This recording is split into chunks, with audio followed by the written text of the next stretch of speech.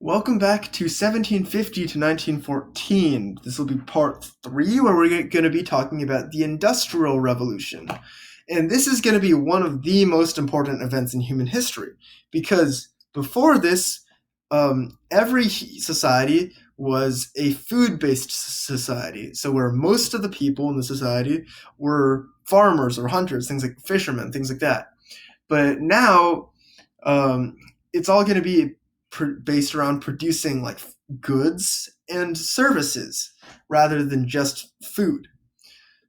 This is like, today, most people aren't farmers. So the Industrial Revolution starts in Europe, and it's going to start specifically in England. And the whole reason behind that is because England has a lot of things going for it. It has a lot of rivers, and rivers are really good because if you're producing a bunch of things, you want to be able to send those things in order to be able to sell them.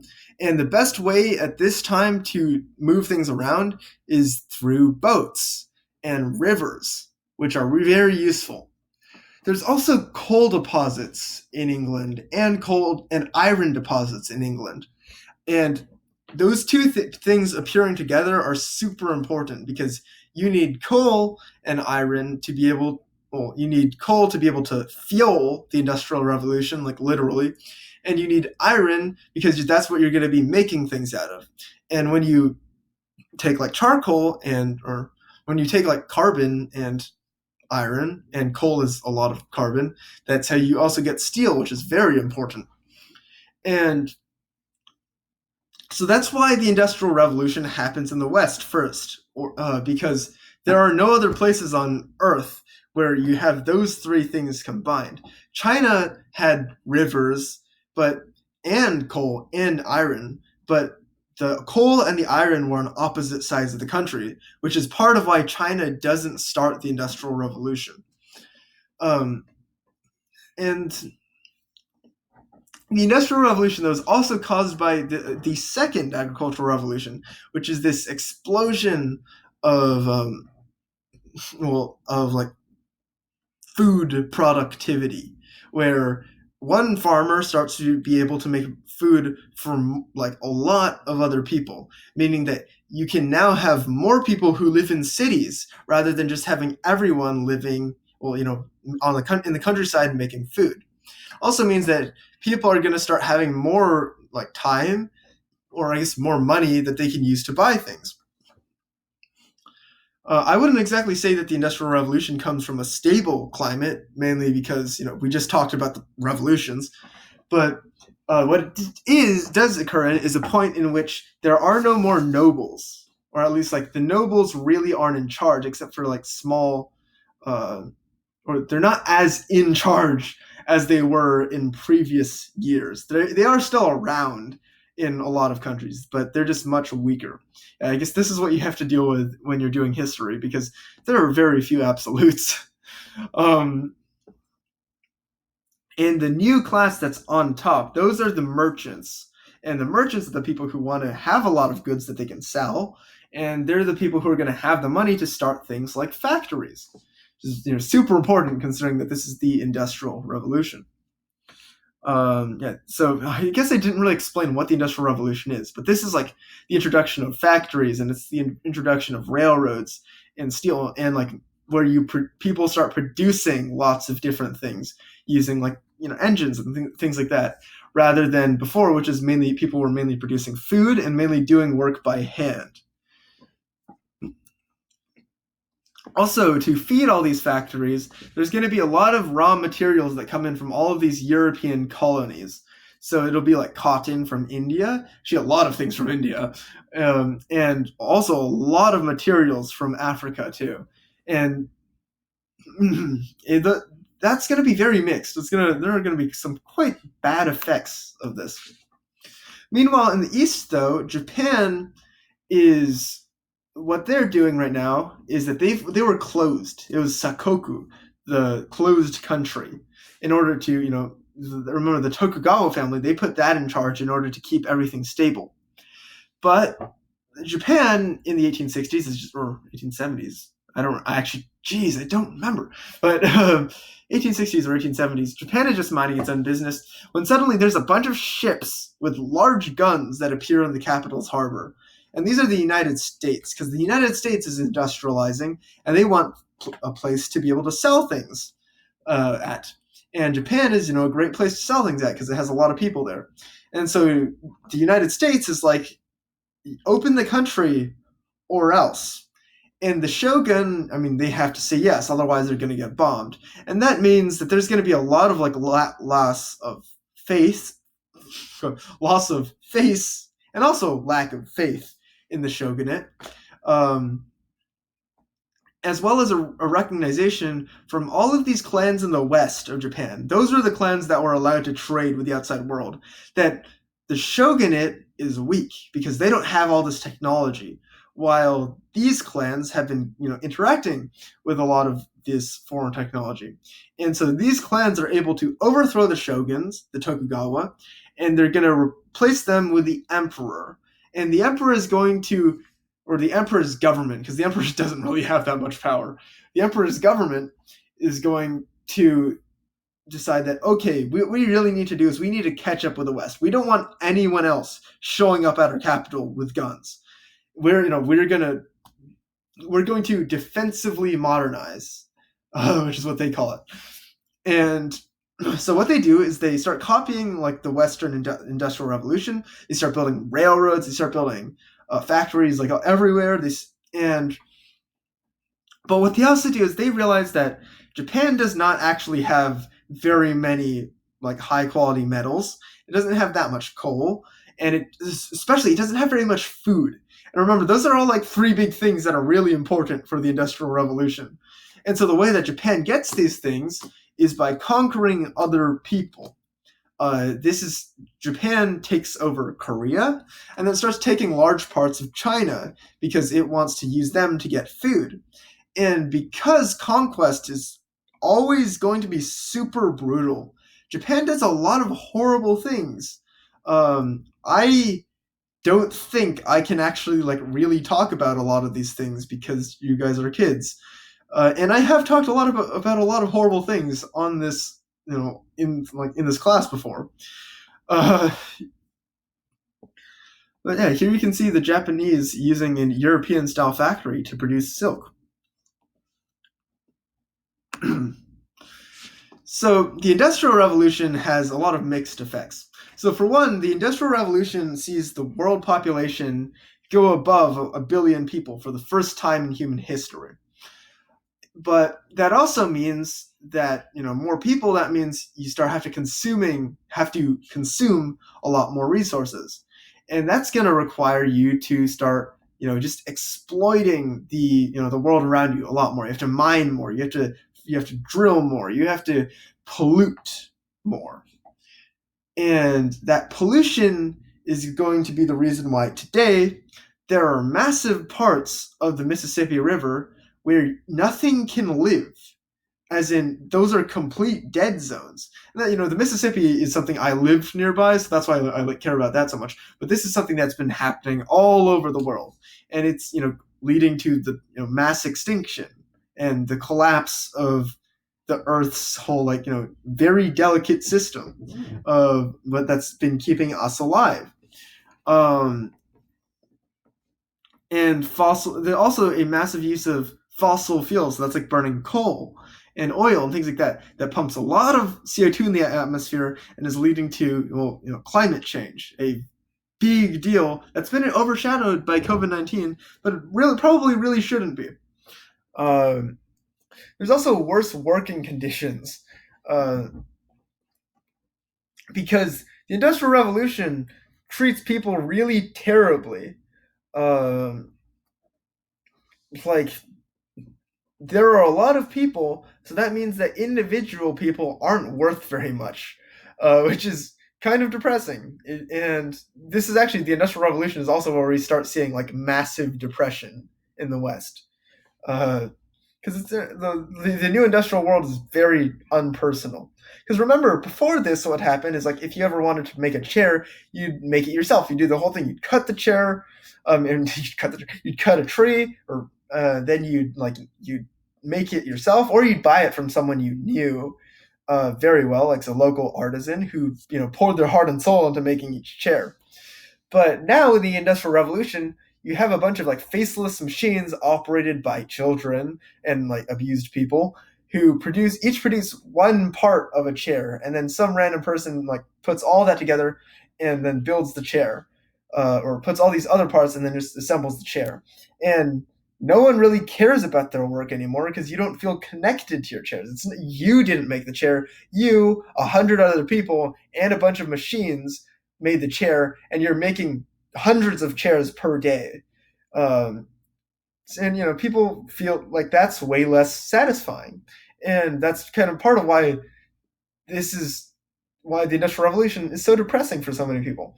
But what's more depressing too is the fact that the cities in the industrial world are pretty terrible. I know I talked about the sanitary revolution, but even with that happening, it's really bad to live in industrial cities. You can see like all this smoke everywhere. And I don't know if you guys have noticed, but the poor sides of cities in Europe and a lot of the US are on the eastern side. And the whole reason behind that is because wind in the west tends to blow from west to east, meaning that the poor were literally living in the smoke and the fumes of of these factories, where they're just breathing in all of these horrible chemicals and things like that that were steadily killing them. Yeah. So for most people, the quality of life decreases. And I guess speaking of that, the whole part of why it's like that is because of capitalism. I don't think capitalism is inherently evil, but you've probably heard like a lot of debates about capitalism recently, or maybe not. I don't know. I don't remember my childhood. Oh, that sounds so sad. But essentially, what capitalism is the idea that the way you should organize a society is that the people who deserve to be on the top are people who have money, and because those people are the people who can invest in building new factories, people who can invest in building new railroads, who can invest in building machines. So the whole goal of the society is that you should just make as much money as possible. Remember, this is possible because the nobles, they've been taken out by the political revolutions. And the new elite are people with wealth. So, the governing doctrine, the way that these societies or capitalist societies think are going to be built to benefit people with wealth. And that's how we get capitalism. And so the idea is that, if there are any issues, those can just be settled by the free market, because maybe people won't.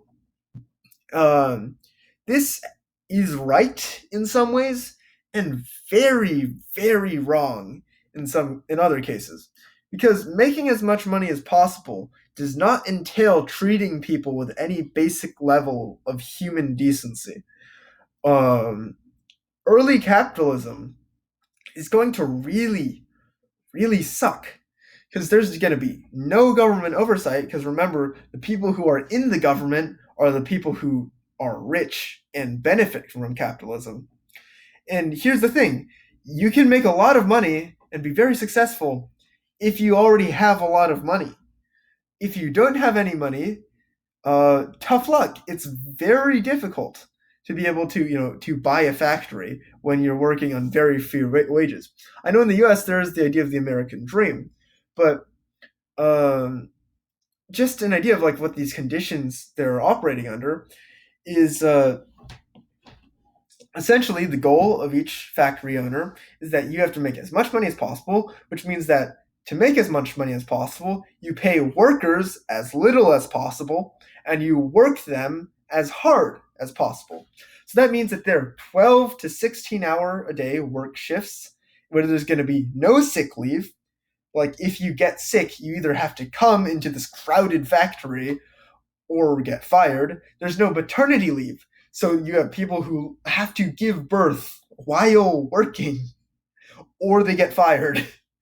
Um, you know, you and all of this is like you have to do this whole thing in crowded factories filled with choking dust and all that, and usually while just standing up the entire time. I don't know if any of you guys have stood up for 16 hours straight, sit like at the same spot. Um, and so yeah, those are really terrible conditions. But not only that, it's like at the end of the day, you think, okay, I've worked all really hard for this, so I'm going to get paid for this. But here's the thing. For an example from 1836, American women working in factories uh, worked these shifts for, and at the end of the day, they get paid 25 to 37 cents um, per day. So that was in 1836 money. In 2020 money, that's around $7 to $11 per day. At minimum wage, you can make, like in the U.S., you can make that in an hour. So they can barely get by. They're really, really scraping in order to survive. So the response to that is going to be Marxism, and Marxism is uh, it's a response to industrialization and capitalism. And the whole idea for Marxism is the way you solve all of these issues with huge amounts of worker abuse is you have the workers in the factory collectively own the factory. So that means that if the factory sells a bunch of things that these workers have produced, then the workers are going to be getting the money, not some factory owner. That means also that the workers can create their own working conditions. Maybe they can actually get chairs. Maybe they can open a window. Oh yeah. Oh, speaking of opening things, one of the biggest things that got safety regulation in the U.S. was the thing called the Triangle Shirtwaist Factory Fire, where 154 people were trapped inside of a factory that was burning down because the owner of the factory didn't want any of them to run away from the factory during the workday. So the owner literally locked the doors. And since it's a factory that's filled with dust and fumes, hot materials, and a bunch of discarded fabric everywhere, when the fire inevitably started, the people ran to the emergency doors and they found that they were locked. So all 154 people in the factory burned to death, or they tried to jump from the windows and died. And just think about that. You're trapped inside of a burning building. It's smoke is everywhere, and you're trying to bang on the door, and you're not being let open because the factory owner didn't want to lose a bit of money from a worker who's leaving to take a breath of fresh air. So, okay, back to Marxism. So, this is pretty reasonable, and the idea though about at least this seems pretty reasonable. And it's also, but then there are a few issues with this. So one is that Marx doesn't, or the people who are behind Marxism don't really have a clear idea of how a society based around these collective factories would work. And part of that is, this gets kind of blown up a lot and exaggerated a lot. But the whole reason behind why Marx didn't want to or the Marxists didn't want to do that, or create that kind of idea, was because they didn't want to end up as people who are just making castles in the sky. They didn't want to just create some kind of fictional universe that's never possible, because they knew that they couldn't control every element of society or anticipate everything that society would do. But their whole idea is that you just want to move power. Yeah, okay. You just want to move power to the poor, which is I guess the basic idea behind Marxism. There are some other issues though, such as if the factory as a whole makes money, then there's not that much of a reason for an individual factory worker to to work if the other factory workers are going to like carry them. And this is based. It's like the issues with group projects in school. Like there's always that one kid who doesn't do anything. Um, there's also an issue where since there's no drive to make as much money as possible anymore, there's not going to be very much innovation because people are going to be content with relatively like good lives, and they're not going to develop that much. So so Marxism ends up spreading to Russia, and this is but it doesn't spread to everyone because most people in Russia are peasants and they don't really get this.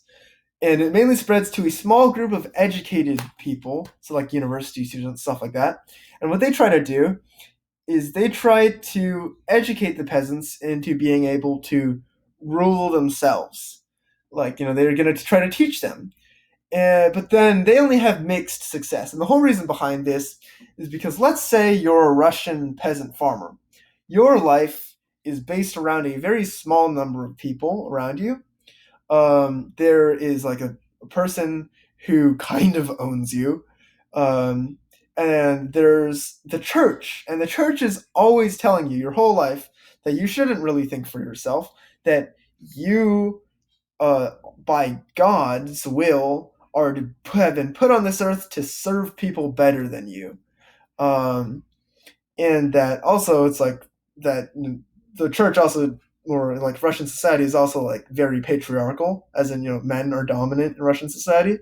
And so then you get all these strangers who are coming to you, and then they're telling you, oh, no, no, no, no, no, you should think for yourself, you should embrace gender equality and like all these other things that are very foreign to you. And so who are you going to listen to? These like weird, crazy strangers, or the people that you've lived alongside for generations? So after this kind of doesn't go very well, Marxism starts to split up between people who have different ideas of how to give the poor power. And so one of these groups is called the People's Will. In French, the People's Will is la volonté du peuple, but yeah, I don't remember, and I wouldn't be able to pronounce it anyways. How what this is in Russian. The name for this is just like a reference to something. I don't know if any of you guys will like ever get that reference. That's actually most of the references I make in these slides. But um anyways, the People's Will is like, we know that the peasants don't really want to rule themselves, so we'll do all the initial hard work. We're going to be the vanguard of the revolution. And what we're going to do is we're going to terrorize the leaders of Russia until they start helping poor people out more. And so People's Will is so People's Will is not very successful, where they fight like a decade-long war against the police and the military. But eventually, what they go a bit too far, and that's when they kill the emperor. They bomb his car, um, and this is a really big mistake because, for one, this emperor was actually the emperor who like did a lot of good things for the peasants. And then two is that after this, all of the members of the People's Will were caught by the government and then executed. Um, pretty bad. This doesn't mean that like the Marxists are all dead, but it means it's a pretty big setback early on. So what actually ends up really bringing the revolutionaries into the limelight isn't like a bunch of educated people. It's the Russian government making a very big mistake. So we're going to be talking about that. So Russia failed to industrialize up until the 1870s under that czar who got murdered, or the emperor who got murdered by the People's Will. And they really only get going near the end of the 1800s, and they stop after something happens. But essentially, Russia um, was didn't really have that many reasons to industrialize for a long period, and that's because, well, two things. One is overpopulation. You might be like, Andrew, what? How is Russia, the biggest country in the world, overpopulated? But remember, most of Russian territory isn't land that you can farm on. It's like, it's covered in snow 24/7, 365. And you're like, you're not getting any food out of that. So that means that there's going to be a lot of desperate people in Russia who are willing to work for very cheap. Um, and so that means that in order to, like, if you want to, say, produce more iron, you're not going to be like, you're not going to want to build a machine or something that'll help you, like, produce more iron. You're just going to throw more peasants at it. There's also serfdom, which is essentially slavery, um, for Russian peasants. And that's also kind of just like, you can throw a bunch of serfs at it. They don't have any choice in the matter. Um, and so the reason why, like, these issues become, like, less, and the industrialization really only gets going because of that emperor that the People's Hand killed, because he actually ends serfdom, and he, like, frees the serfs. It's honestly, like, a very big mistake to kill him. Um, uh, but then I guess another big issue too is just that the government just had really kind of stopped working. It was very, like, there's a very large bureaucracy, and it just didn't want to innovate or didn't want to adapt, because it had stopped being something that was dedicated to, like, serving the people, and more as a way of, like, just flexing your social status. Meaning that everything is going to be pretty mismanaged for Russia. And so the thing that really, like, brings that into the limelight is the Russo-Japanese War. No points if you guess who it's, like, between the Russians and the Japanese. I can't believe that I just told you. But anyways, the Russo-Japanese War is actually something that the Russians lose, which is crazy to Russians, because the Russians were Europeans, and they thought that since they were Europeans, that they were as part of, like, a master race, and that fighting against what they literally called the Yellow Monkeys, and losing, was something that they really couldn't consider. Uh, but I mean, you can probably tell the Russians were super racist, or at least the Russian Tsar, the Russian Emperor at this point, was super racist. But what this war exposed was that the army was just not working. This was a war with machine guns, and the Russian army was still using volley fire. I can't really, I won't go into, like, what volley fire is, but essentially Russians were using tactics and strategies from, like, from the early 1800s against machine guns. And the Russian commanders outnumbered the Japanese army by, like, a pretty large, or the Russian army outnumbered the Japanese army by a large amount, and they still lost. And they also, like, the Japanese had pretty terrible commanders during this war, but the Russian commanders were somehow even worse. So yeah, they lose the land war against a smaller Japanese army, and then they also lose the naval war, and they lose the naval war even harder than they lose the land war, where the first Russian fleet, which is in the east, gets destroyed by the Japanese through a series of battles, and then when eventually it just gets surrounded and blown to pieces by the Japanese army, of all things. Um, then the Russians, when that fleet gets destroyed, they send another fleet. This is the Russian fleet in Europe. And they send this fleet all the way around Africa, and all the way, like, around Asia. And over the course of several months, where they end up accidentally hitting, like, shooting at a bunch of British ships, and where there's a bunch of antics that are really pathetic, where that the Russian fleet just keeps messing up. And then they finally, after months of this horrible, horrible adventure, they finally run into the Japanese fleet.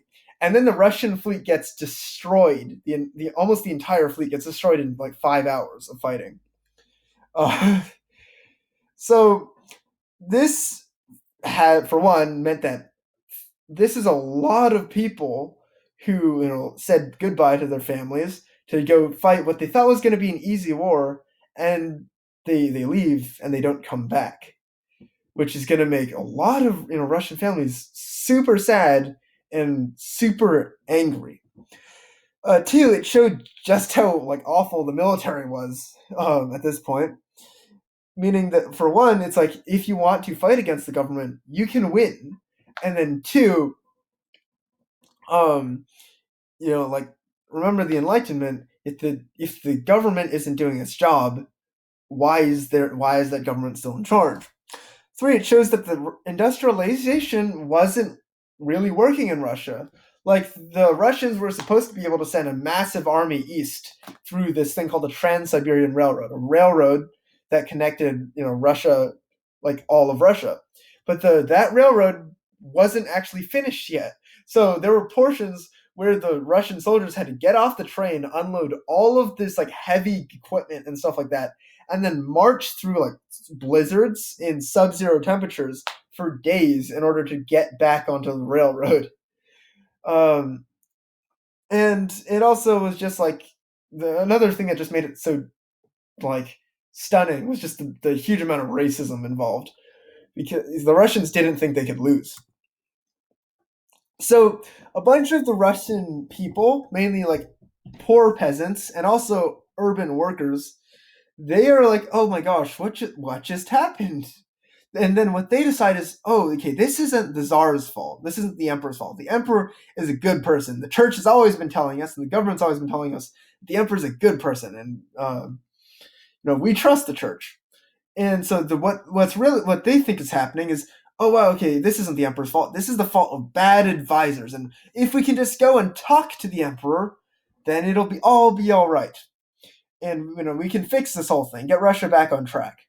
And so a crowd of thousands of people marches to the palace in the capital, and they sit outside the palace and wait because they want to be able to talk to the emperor. But instead of getting talked to by the emperor, they get shot at by the soldiers outside the gate or outside the palace, and 130 people die. Um, Actually, like I've read that it could be like in the thousands of people who die during like this, uh, during this. But yeah, I'm gonna use like the low estimate here, and like just think about this. These are people who thought the emperor was like a good person, and then they get shot at by the emperor's troops. So that basically overnight, that means that the, the emperor's like popularity just falls through the toilet. Um, he just shot at people who thought that who liked him. So that turns these protests into a revolution, where all across Russia there's all like soldiers start turning against the government, things like that, and the terrorist groups like the People's Will, they make their comeback. And to solve this, in 1906, the Russian government decides, okay, we're going to make a compromise. We're going to have a constitution where the emperor and the government get less authority, where they can't do certain things, and we're going to do the Duma, which is a Russian version of Congress, where there's going to be a bunch of elected people to represent to represent the population, who are going to have a role in making laws and things like that. But the Russian emperor doesn't believe in this. He says that I have been put on earth by God, and you're not allowed to disagree with me here. And so he pretty much immediately starts breaking a lot of these like constitutional limits on his power. And then whenever the Duma disagrees with him, he just fires the entire Duma and waits for another election. So that's not going to make very people that happy. But the emperor has gotten the army under control, and so people don't rebel again yet.